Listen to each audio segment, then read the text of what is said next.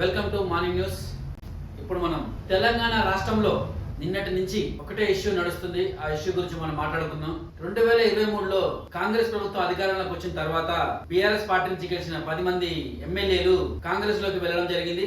దానిలో భాగంగానే టీఆర్ఎస్ సంబంధించిన నేతలు కోర్టులో పార్టీ ఫిరాయింపుల కేసులు వేయడం జరిగింది. అందులో భాగంగా నిన్న సుప్రీంకోర్టు తీర్పు వెలువడించింది. దాన్ని మనం చూద్దాం. 3 నెలల్లో తేవాల్సిందే పార్టీ ఫిరాయింపుల అనర్హతపై సుప్రీంకోర్టు సంచలన తీర్పు. స్పీకర్ నిర్ణయం తీసుకోవాల్సిందే. సాచివేత దాటివేత కుదరదు. రాజ్యాంగంలో 10వ షెడ్యూల్ ప్రకారం ఆయన ట్రిబ్యునల్ గా వ్యవహరించాలి. చర్యలేవి తీసుకోకుండా ఉండేలా శాసనసభాపతికి రాజ్యాంగ రక్షణ ఏది లేదు. బీఆర్ఎస్ నేతల పిటిషన్లపై తుది తీర్పును వెలువరించిన సిజేఐ ధర్మాసనం. త్వరిత చర్యల కోసమే స్పీకర్ కు బాధ్యత అప్పగించిన ప్రజాస్వామ్య వ్యవస్థ. ఇతరత్ర కారణాలు చూపించే నిర్ణయం వాయిదా వేయడానికి వీల్లేదు. ఫిరాయింపులపై స్పీకర్ నిర్ణయాలు న్యాయ సమీక్షకు లోబడి ఉండాల్సిందే. విచారణ పేరుతో పొడిగింపులకు ఎమ్మెల్యేలు ప్రయత్నిస్తే చర్య తీసుకోవచ్చు.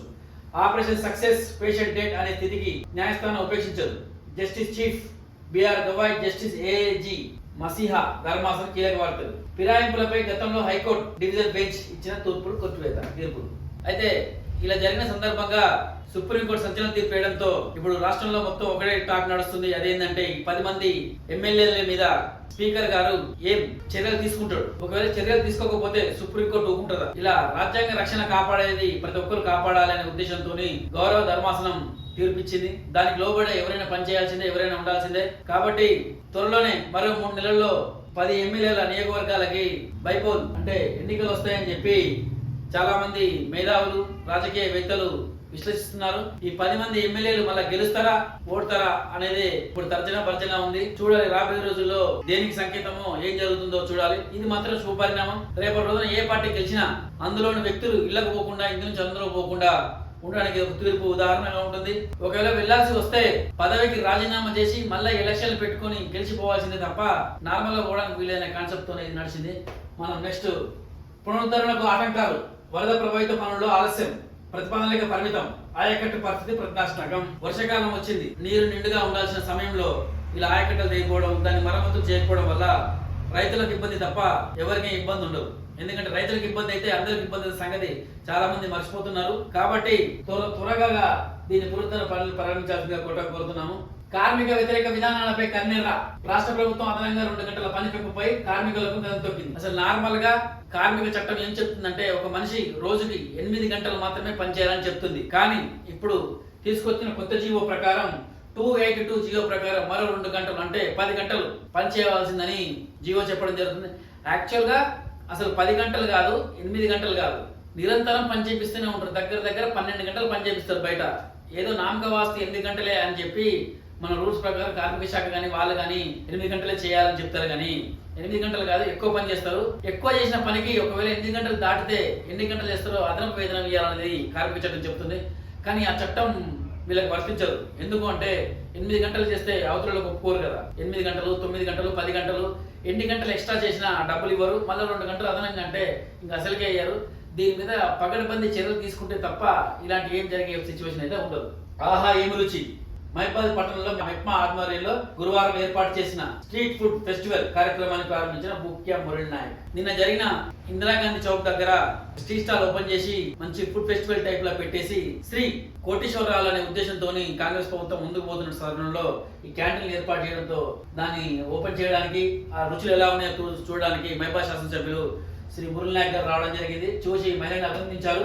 అలాగే నమూనా అసంపూర్తి మనం ఇక్కడ చూస్తున్నాం. నర్సంపేట ఎంపీడీఓ కార్యాలయంలో కొంతమంది ఇంధన మహిళలు నార్మల్ గా పునాది వరకు బేస్మెంట్ వరకు వేయడం జరిగింది. కానీ పూర్తి నిర్మాణం చేపట్టేది ఇలాంటి ఎన్నో ఉన్నాయి. అంటే మన దృష్టికి రాకుండా చాలా ఉన్నాయి. ఏదో నామక వాస్తు నడిపి అని కొంత చేసే వాళ్ళు చేసుకుంటారు. క్యాన్సర్ రాకుండా ఊపిరిపోద్దాం.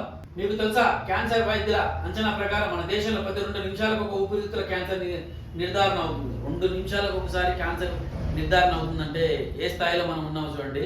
ఒకటి సిగరెట్ తాగుతాం, మందు తాగుతాం, గాంజాయి, డ్రగ్స్ ఇట్లా మొదలకు సంబంధించిన అన్ని వ్యసనాలు జనాలు ఖరాబ్ అవ్వకుండా పోతే క్యాన్సర్ కాకపోతే ఇంకేం వస్తుంది. ప్రతి మనిషిలో క్యాన్సర్ కణాలు ఉంటాయి. కానీ అది నార్మల్ వరకే ఉంటాయి. ఎవరికైతే ఇట్లా సిగరెట్ తాగి లేకపోతే ఊపిరితిత్తులు ఖరాబ్ చేసుకునే విధానాలు ఉంటాయి చూసిరా, డ్రగ్స్ తాగడం, గంజాయి తాగడం వల్ల దాని వల్ల క్యాన్సర్ కారకాలు లోపల ఉన్నది పెరిగిపోయి తర్వాత క్యాన్సర్ వస్తుంది. సో జాగ్రత్తగా ఉండండి. పొగాకు ప్రేమికులారా చూసుకోండి. బాలుడిపై కత్తితో దాడి ఏం పోయే కాలం మీకు. చిన్న పిల్లలు చంపితే ఏమవుతుంది మీకు. కనీసం మానవత్వం అని లేకుండా చిన్నపిల్లలు ఎట్లా పడుతుంది? చేతులు లేకుండా నిండిన స్ఫూర్తి, 2 చేతులుండి 2 కాళ్ళుండి అన్ని పర్ఫెక్ట్ ఉన్న వ్యక్తులే పని చేయకుండా నార్మల్ గా అడుక్కునే స్థితిలో ఉండి లేకపోతే అడుక్కుంటారు చాలా మంది. ఇక్కడ 2 చేతులు లేకుండా ఆదర్శంగా రైతు పనులు చేసుకుంటూ చూసినా ఈయన గొప్ప వ్యక్తి. ఈయనకి ఈసారి ఆగస్టు 17న సన్మానం చేసే కలెక్టర్ సభలో సన్మానం చేసే టైంలో ఆయన పిలిచి ఖచ్చితంగా ప్రశస్తి పత్రం ఇవ్వాలి. ఇతను చూసి చాలా మంది ఇన్స్పైర్ కావాలని చెప్పి నేను కోరుకుంటున్నా. మెరుగైన వైద్య సేవలు అందించేలా చర్యలు తీసుకోవాలి. కంబాలపల్లి కేసులు రికార్డు పరిశీలించిన కలెక్టర్ అద్వైత్ కుమార్ సింగ్. మెరుగైన వైద్యం అందించాలనే సంకల్పంతో మండలానికి 1 గ్రామ పంచాయతీలో కొన్ని విలీనం చేసి పిఎస్సి ఏర్పాటు చేయడం జరిగింది. నా దృష్టికి వచ్చిన విషయం ఏంటంటే కొన్ని సార్లు చాలా వరకు అంటే 50% ఎబోనే డాక్టర్లు ఉండకుండా నర్సులతో పని కానిస్తున్నారు. వాళ్ళు నిమ్మలంగా వచ్చి ఇప్పుడు పీజీలకి వీటికి ప్రిపేర్ అవుతున్నారు అని చెప్పి ఒక అపోహ ఉంది. చాలా వరకు నిజమని అంటున్నారు. అది ఒకసారి రికార్డ్ చెక్ చేసిన కలెక్టర్ గారు చూడాలి. అట్లాగే ఇతర పిఎస్సీలు కూడా వెళ్ళాలి. నిరసరాయులకు నిరాదరణ. మానకోటలో నిరసరాయులు అంటే ఫ్లైఓవర్ దగ్గర స్టేషన్ లో భిక్షాటన చేసిన తర్వాత వాళ్ళకి ఎట్టిపోవాలో తెలియక వాళ్ళకు సరైన తిండి నిద్ర కరువైన సమయంలో రాత్రిపూట వాళ్ళు ప్లాట్ఫామ్ మీద పడుకోవడం జరుగుతుంది. ప్రభుత్వం అంటే అధికారులు స్పందించి వాళ్ళ కనీసం పడుకోవడానికి ఒక చోటు అనేది ఏర్పాటు చేయాల్సిందిగా మేము కోరుతున్నాం. ప్రతి మనిషికి ముఖ్యంగా కావాల్సిన తిండి, నీరు, బట్ట, పడుకోవడానికి సరైన వసతి లేకపోతే మనం ఎంత అభివృద్ధి చెందినా వేస్టే. ఇటువంటి కొన్ని కారకాలు వస్తే మనకు కూడా ఏంది అనిపిస్తుంది. ఉత్సవంగా తీర్చి పేడుకలు హాజరైన ముఖ్య మురళీనాయక్ ఎమ్మెల్యే. గిరిజనులు ఎంతో పవిత్రంగా చేసుకునే పండుగ తీజ్ పండుగ. ఆ పండుగకి మన గౌరవ ఎమ్మెల్యే మురళీనాయక్ గారు హాజరై వాళ్ళందరితో ఆడుతూ పాడుతూ కోలాహలంగా ఉండడంతో అక్కడ ఉన్న ప్రజలు, ఆ కాళీవాసులు, ఆ తండావాసులు ఆనందంతో ఉప్పు తప్పిపోయారు. అలాగే మోసపోయామని రైతన్నల ఆవేదన. ప్రపంచంలో ఎవరైనా మోసపోయే వ్యక్తి ఎవరైనా ఉన్నారు అంటే అది ఒక రైతే. ఎవరైనా తేలికగా మోసం చేసేంత శక్తి ఒక రైతుగా ఉంటుంది. ఎందుకంటే ఏం చేయలేడు కాబట్టి, అందరికి చాలా తక్కువ దొరుకుతారు కాబట్టి రైతు. ఎస్సీ ఎస్టీ కేసు నమోదు చేయాలని వినతి. జిల్లా కేంద్రంలో వైద్యుడి నిర్లక్ష్యం వల్ల ఓ బాధితురాలు మృతి చెందిందని తాము వైద్యుడిని ప్రశ్నిస్తే అక్రమంగా తమ కేసులు పెట్టించిన వైద్యుడిపై ఎస్సీ ఎస్టీ అట్రాసిటీ కేసు నమోదు చేయాలని జిల్లా కలెక్టర్ వినతి అందించిన ఎల్ఎస్పీఎస్ రాష్ట్ర అధ్యక్షుడు గుగులు భీమానాయక్, జిల్లా అధ్యక్షుడు బోర్డు రమేష్ గురువారం ప్రకటన తెలిపారు. బాధితురాలి కుటుంబానికి న్యాయం చేయాలని ప్రశ్నించిన ప్రజా సంఘాల నాయకులు కేసులు పెట్టడం సరికాదన్నారు.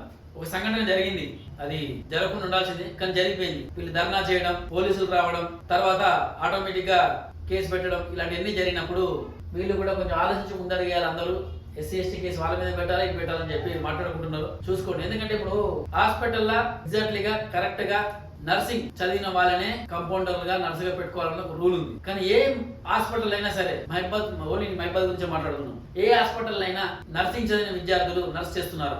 10 మందిలో ఉంటే 2-3 నర్సింగ్ ఉంటారు. మిగతా వాళ్ళందరూ 10th ఫెయిల్ వాళ్ళు మాత్రమే ట్రీట్మెంట్ ఇస్తారు, ఇంజక్షన్లు వేస్తారు, మెడిసిన్ రాస్తారు. ఇలా చెప్పుకుంటూ పోతే మహిబాద్లో కొల్లులుగా ఉంటాయి.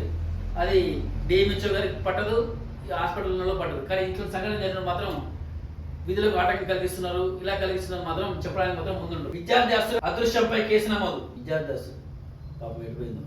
Granite బండరాయిని ఢీకొట్టిన lorry. భక్తి శ్రద్ధలతో ధ్వజస్తంభ ప్రతిష్ట. అవగాహన సదస్సు విధిగా హాజరు కావాలి. మనస్తాపంతో యువకుడు మృతి.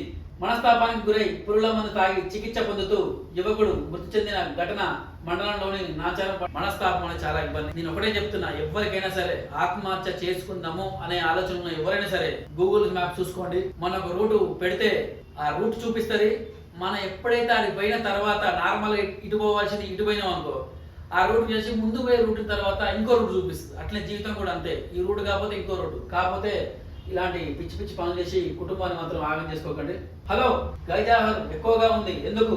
నేను డిఈఓ మాట్లాడుతున్నాను. ఈ రోజు మీ పాఠశాలలో 100కు పైగా విద్యార్థులు అంటే హాజరు కాలేదు. 10వ తరగతిలోనూ ఎక్కువ మంది ఉంది. ఏంటిది అంటే ప్రధాన ఉపాధ్యాయులు చరణంలో మాట్లాడుతున్న డిఓస్.